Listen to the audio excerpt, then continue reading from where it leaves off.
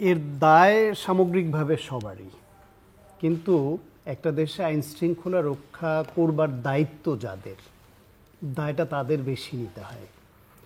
গত ৩-৪ দিনে অন্তত সারা দেশে যে ঘটনাগুলো আলোচিত হয়েছে, মিডফোর্ডের ঘটনাটা খুব বেশি আলোচিত হয়েছে, কারণ এটা অত্যন্ত বীভৎস, নৃশংস।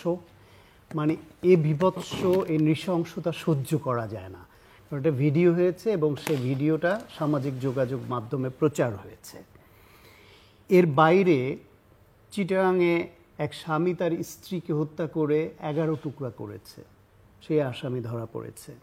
খুলনায় যুবদলের সাবেক সহসভাপতি, সে খুলনা বিশ্ববিদ্যালয়ে যখন ছাত্র রাজনীতি থাকবে কি থাকবে না এ নিয়ে দুই পক্ষ মুখোমুখি হয়, সেইখানে তার একটি ছবি ভাইরাল হয়েছিল বিভিন্ন যোগাযোগ মাধ্যমে।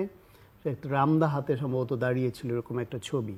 তারপর যুবদল তাকে বহিষ্কার করে। সেই নেতাকে তার প্রাইভেট কার পরিষ্কার করার সময় কতিপয় সন্ত্রাসী এসে তার পায়ের রগ কাটে এবং গুলি করে হত্যা নিশ্চিত করে যায়।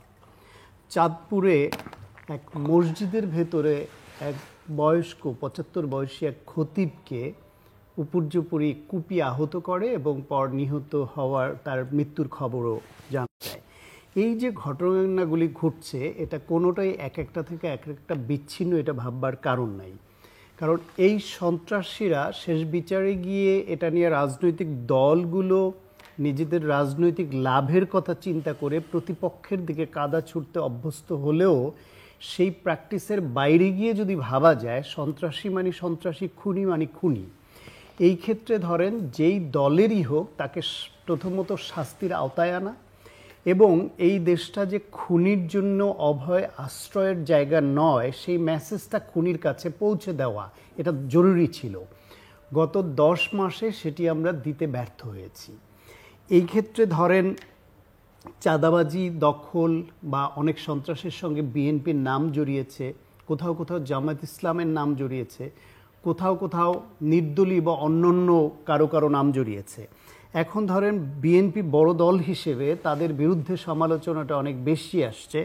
সেটা ধরে নিয়েই বলি যে বিএনপির গত 10 মাসে ৪,৫০০-এর বেশি নেতাকর্মীকে বহিষ্কার করেছে।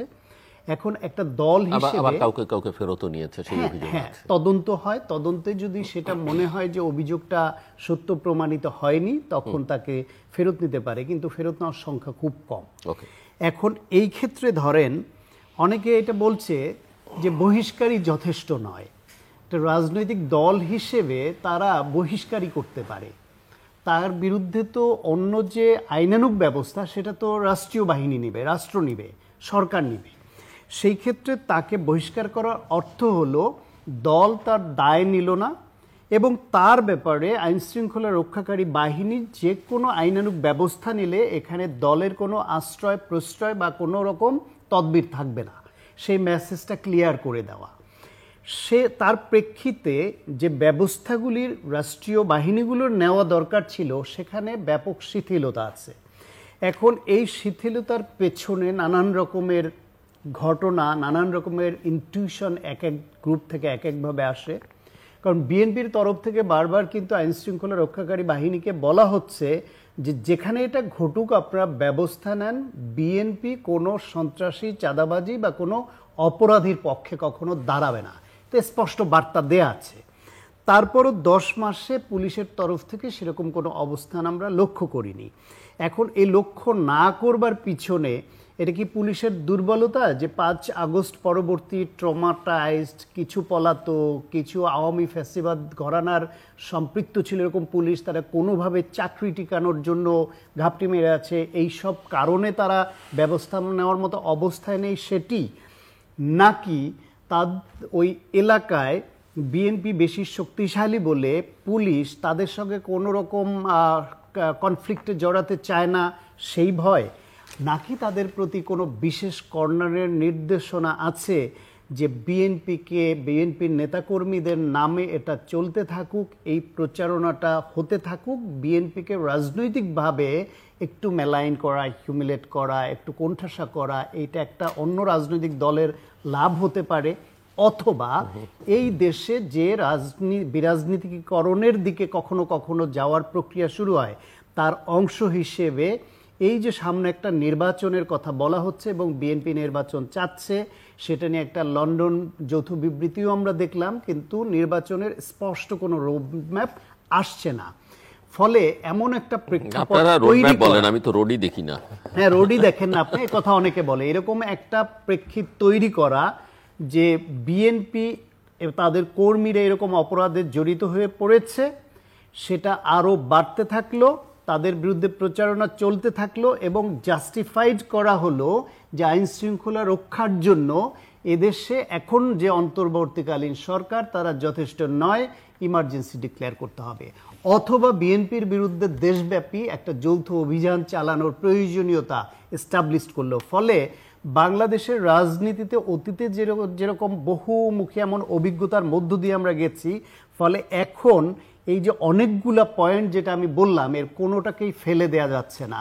সময় বলবে আসলে কি উদ্দেশ্যে দেশে এটা চলতে দেয়া হচ্ছে। মিস্টার এম এ আজিজ, ধন্যবাদ আপনাকে। আসলে 5ই আগস্টের পরে যে মব সন্ত্রাসটা ঘটে গেল, এতে আমার মনে হয় তরুণ বয়সের যে জনগোষ্ঠী তাদের ভিতরে একটা মনস্তাত্ত্বিক পরিবর্তন ঘটে গেছে, যে চাপ প্রয়োগ করলেই দাবি আদায় হয় এরকম। এবং সন্ত্রাস, এই ধরেন 5ই আগস্টের পরে যেসব তাণ্ডব চললো, ভাঙচুর যেগুলি চললো, আবার শ্রীলঙ্কায় তো সরকার পরিবর্তন হয়েছে, একটা সম্পদ তো নষ্ট হয় নাই, কিন্তু আমাদের দেশে হয়েছে। ওখান থেকেই এরপরে দেখেন পরবর্তীতে ঠিক ফ্যাসিস্ট সরকারের সময় একজন হত্যা হলে 500 জন, গাড়ি পড়ে নাই, গাড়িতে আগুন লাগে নাই, অথচ দেখা গেছে অপোজিশনের 500 জনের বিরুদ্ধে মামলা। এরকমই একজন মরেছে, একজন মারা গেছে, দেখা গেল যে বিদেশে আছে, সেও খুনের আসামি। এখন মামলা করতে যায় পুলিশের কাছে, কারণ পুলিশ 5ই আগস্টের পরে আপনি খেয়াল করে দেখেন কমপক্ষে অর্ধেক পুলিশ স্টেশন লুট হয়ে গেছে, অস্ত্র, অনেক পুলিশ আপনার মেরে ফেলা হয়েছে, কিন্তু তাদেরকে ইন্ডিমেন্টারি দেওয়া হয়েছে, তাদের ব্যাপারে কিছু বলা যাবে না। তো ওখান থেকে শুরু করে আজ পর্যন্ত যতগুলি ঘটনা বিশেষভাবে তরুণ সমাজ ঘটিয়েছে, তাদের ব্যাপারে এই সরকার উদাসীন। আপনি বলেন তো, প্রথম দিকে যখন ভাঙচুর হলো বুলডোজার দিয়ে, আপনার ডক্টর মোহাম্মদ ইউনূস কোনো কথা বলেছে? গভীর রাতের পরে একটু প্রতিবাদ। একটা দেশে সন্ত্রাস ঘটে যাচ্ছে, এটা যদি পলিটিশিয়ান হতো তিনি বুঝতেন যে এটা একটা রোগ হিসাবে, সংক্রামক রোগ হিসাবে ছড়াবে। এখন কিন্তু সংক্রামক রোগ হিসাবে ছড়ায় গেছে, যে এখন বিএনপি বড় দল, বিএনপি ধরেন 17 বছর কোনো কিছুতে ছিল না, এখন বিএনপির ভিতরে ধরেন আওয়ামী লীগ সর্বত্র চাঁদাবাজি করেছে, বিএনপি কিন্তু অনেক নেতাকর্মী এর ভিতরে ইনভলভ হয়ে গেছে। এখন বলেন বিএনপি যে 4,500 কর্মী বহিষ্কার করলো, বিএনপির তো একদম শীর্ষ লেভেলেও তো চাঁদাবাজ আছে, তাদের ধরে না কেন? তাহলে তো মেসেজটা নিচে যেত। শীর্ষ লেভেলে বলতে স্ট্যান্ডিং কমিটির লোক আছে তো। তো আপনি কিরকম, তো কয়জন আছে আপনার জানা মতে বা বোঝা মতে? স্ট্যান্ডিং কমিটির নিজস্ব লোক আছে। আপনি যেটা বলছেন স্ট্যান্ডিং কমিটি তো খুব বেশি সংখ্যক লোক নেই, নাম বলতে হবে না, মানে আপনার ধারণা। স্ট্যান্ডিং কমিটি ভাইস প্রেসিডেন্ট মিলে তো 5-6 জন আছে মিনিমাম। হ্যাঁ, 5-6 জন আছে মিনিমাম। তাদের আত্মীয় স্বজন আছে, বউটু আছে, বুঝছেন না, বউ পুত্রবধূ আছে, পুত্রকন্যারাও আছে। হ্যাঁ আছে। তো এই জন্যই বলছি যে উপর থেকে যদি ফেলা হতো তাহলে নিচের গুলোর মেসেজটা ভালো মতো যেত, সেটা তো হচ্ছে না।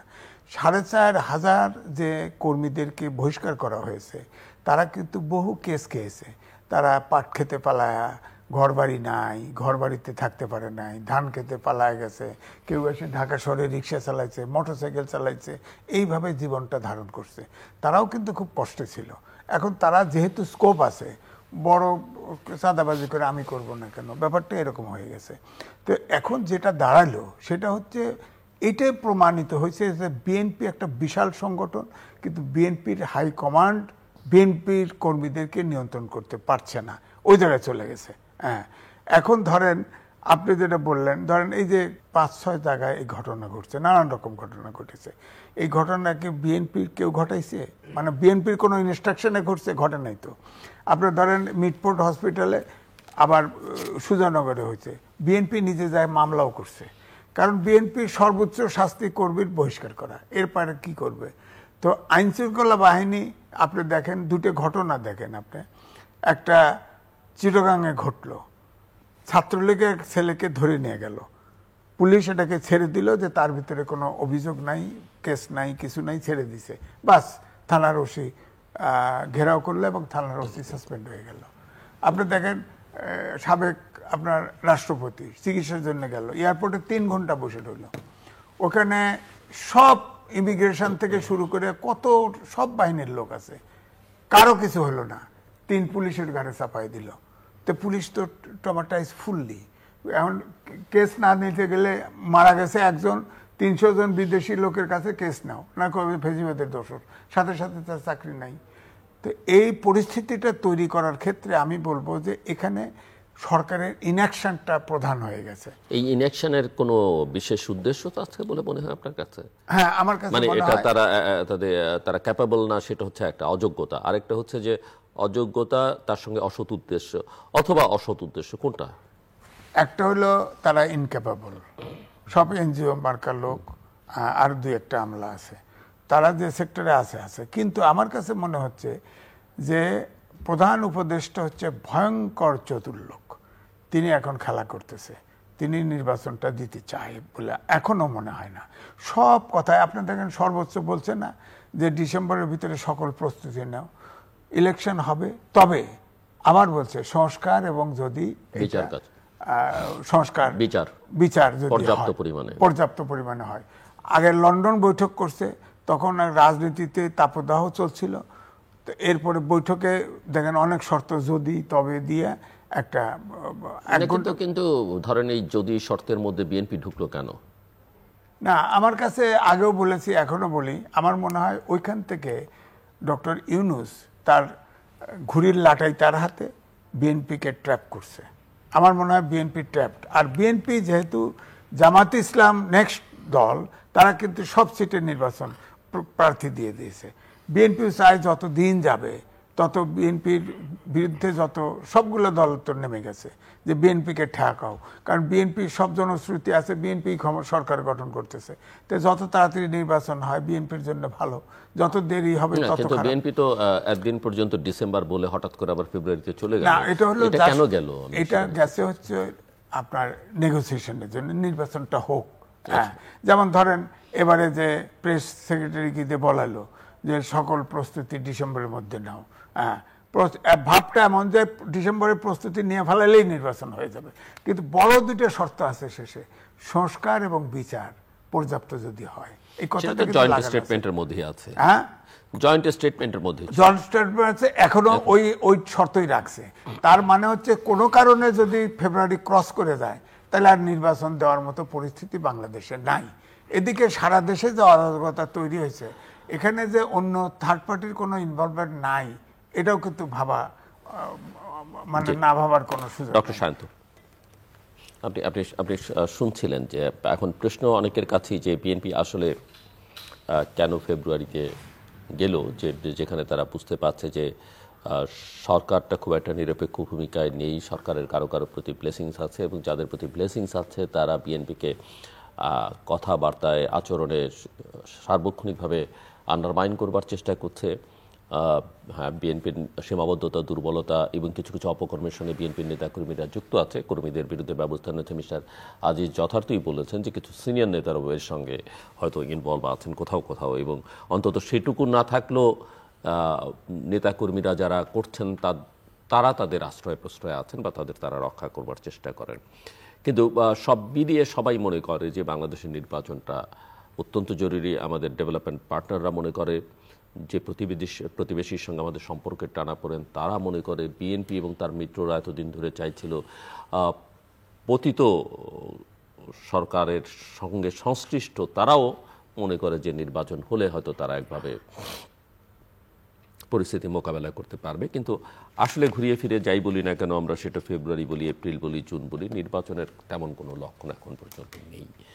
সো আপনি কিভাবে দেখেন, এবং বিএনপির জায়গা থেকে আসলে একটু বুঝতে চাই যে বিএনপি কি ট্র্যাপড যেটা বলছেন, নাকি বিএনপি মিসগাইডেড, মিসলিড করা হচ্ছে বিএনপি নেতৃত্বকে, নাকি বিএনপি, আপনি পুলিশের কথা বলছিলেন যে তারা ট্রমাটাইজড, আমি অনেক সময় বলি যে বিএনপিও আসলে ট্রমাটাইজড কিনা।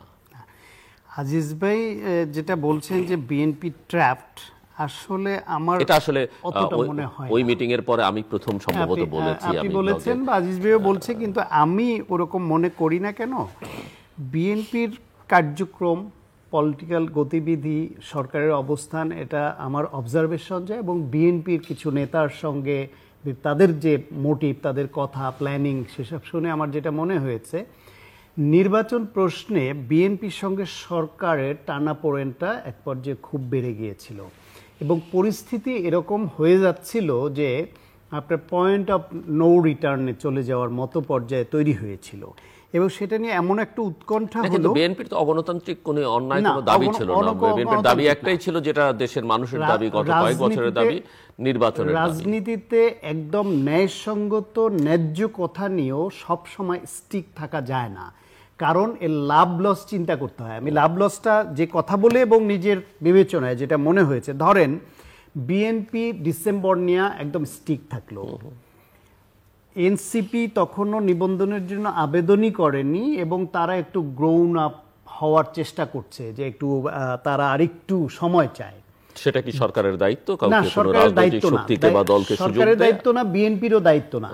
কি জামায়াত ইসলামও তারা নির্বাচন চায় না, আরেকটু সময় নিয়ে তারা আরেকটু গোছাতে চায়। এখন এই মনোভাবের জন্য আর যত দিন যাবে বিএনপিকে তারা বিভিন্ন রকমভাবে প্রোপাগান্ডা চালিয়ে যতটা পারে বিএনপির একটু বদনাম জনগণের সামনে তুলে ধরার একটা স্কোপ তাহলে তো এটা স্পষ্ট যে পুরো প্রক্রিয়াটাই বিএনপির এগেনস্টে, অবশ্যই এগেনস্টে। এত কিছু জানার পরেও ধরেন পরিস্থিতি যদি এই দাঁড়ায় যে দল হিসেবে গণ অভ্যুত্থানের পরে আগে যেমন 4টা দল ছিল, প্রথম একটা লেভেলে 2টা আওয়ামী লীগ বিএনপি, তার পরের স্তরে জাতীয় পার্টি জামায়াত ইসলাম, এর পরের দলগুলো আসলে খুব ছোট ছোট, তারা বিভিন্ন জোটে বা একা যাই করুক। ঠিক গণ অভ্যুত্থানের পরে 3টা দল হলো গিয়ে বিএনপি আনপ্যারালাল একটা বড় দল, তার অনেকখানি নিচে জামায়াত ইসলাম এবং নবগঠিত এনসিপি।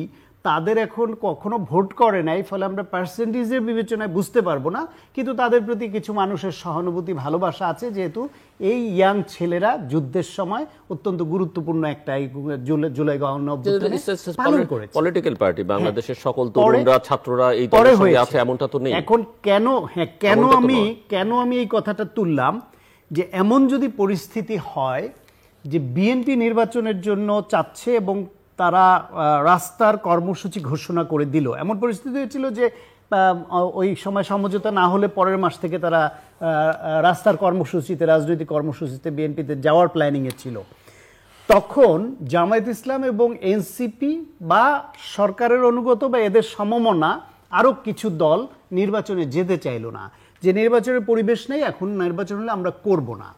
তখন কিন্তু বিএনপি যত বড় দলই হোক, তার একক চাওয়ায় নির্বাচন সরকার এখনো সরকারের কারসাজিই থাকতে পারে যে অন্য এরা অনেক চায় না, তোমাদের আওয়ামী লীগ মাঠে নাই। এটা তো ফেব্রুয়ারির ক্ষেত্রেও এরা বলতে পারে যে আমরা ইলেকশন করব না, সেটাই বলছে। অলরেডি ইসলামী আন্দোলন তো বলেছে। সেই জন্য বিএনপির এরকম একটা জাস্টিফিকেশন তৈরি করা দরকার ছিল যে তারা কিছুটা ছাড় দিয়ে ডিসেম্বর থেকে ফেব্রুয়ারি পর্যন্ত গেল, যাতে সবার জন্য একটা উইন উইন পজিশন হয়।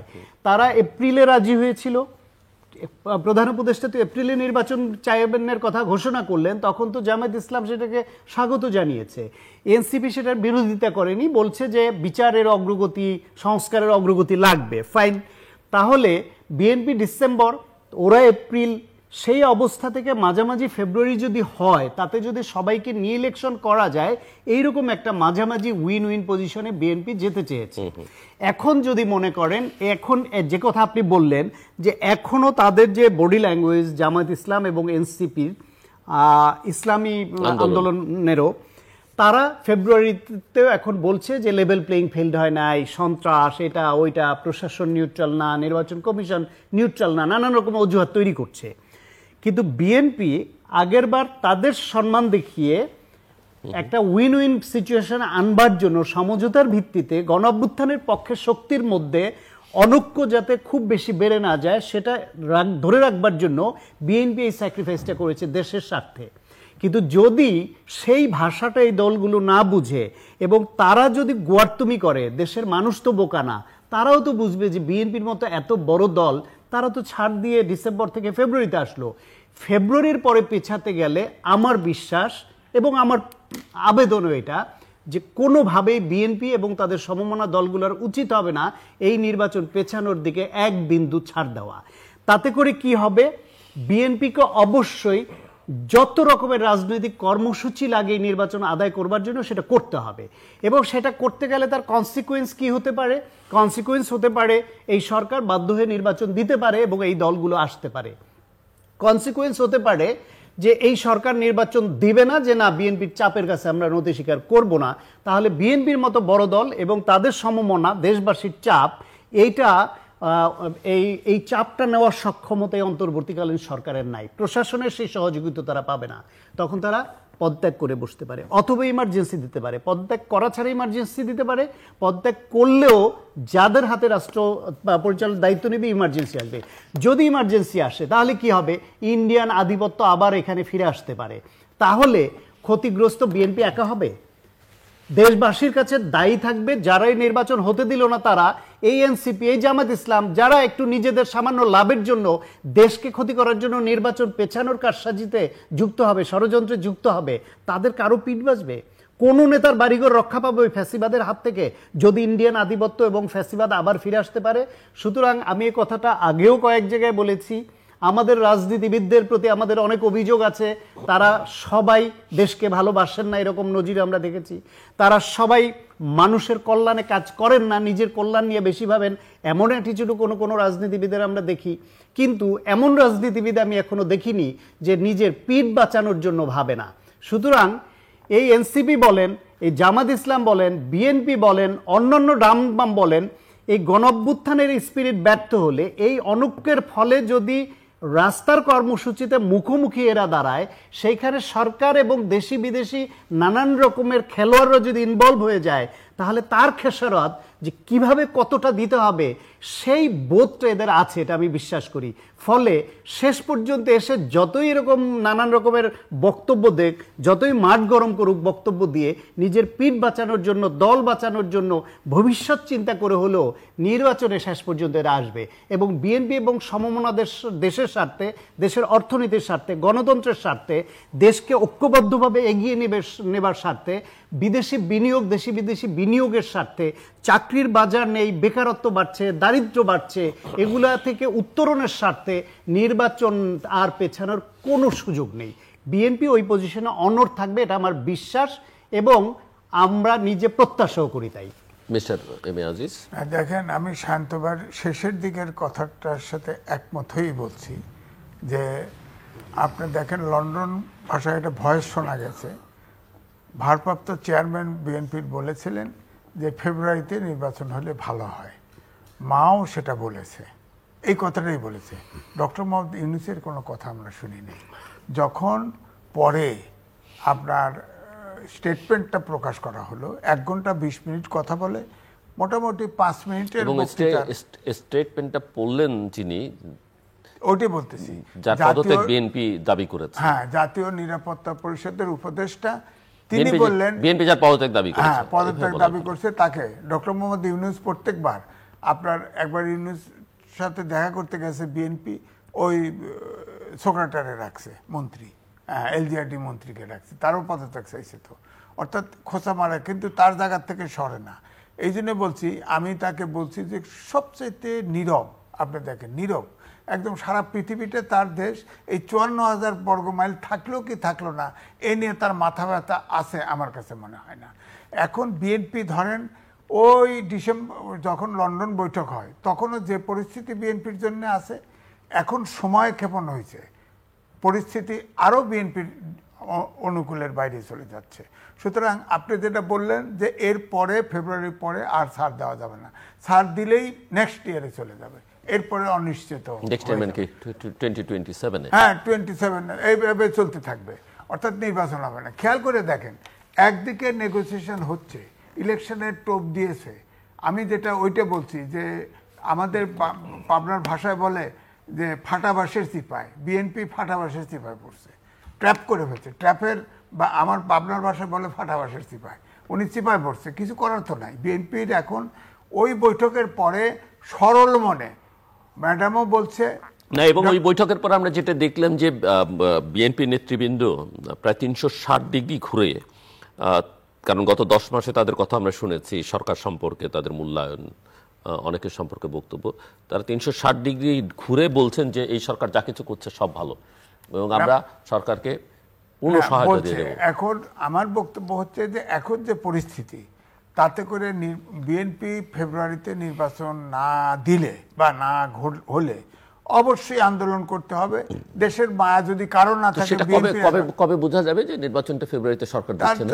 কমপক্ষে 3 মাস আগে শিডিউল দিতে হবে, সেপ্টেম্বরে ক্লিয়ার হয়ে যাবে। এবং তারপরে আমার মনে হয় সেপ্টেম্বরের আগে ডিলিমিটেশন, ভোটার তালিকা প্রকাশ, এগুলো তো হবে, আচরণবিধি প্রণয়ন, এগুলো তো বোঝা যাবে ইলেকশন কমিশন এটা করতেছে কিনা।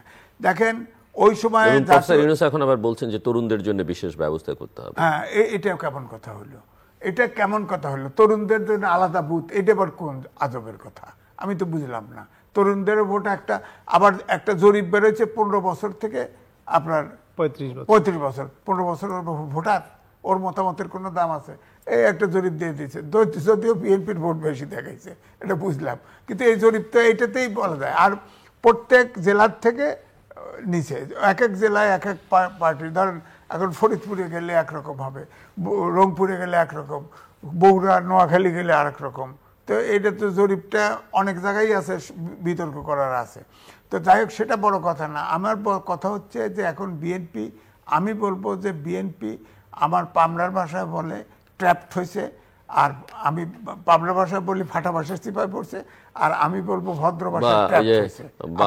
বাংলা ভাষায় এটা কোথাকার ভাষা জানেন যে মাইনকা চিপায় পড়ছে, মাইনকা চিপায় পড়ছে, ওই আর কি। তো এখন পুরান ঢাকার ভাষা। এরপরে আপনি দেখেন, খেয়াল করে আপনার স্ট্যান্ডিং কমিটির মেম্বার সালাউদ্দিন সাহেব, সে কিন্তু বলছে যে এনসিপির সাথে ইলেকশনের সম্পর্ক, মানে পদ ভাগাভাগি হইতে পারে। মানে আপনি কিভাবে দেখেন এটা? জামাত না এনসিপি, বা এনসিপির সঙ্গে হতে পারে?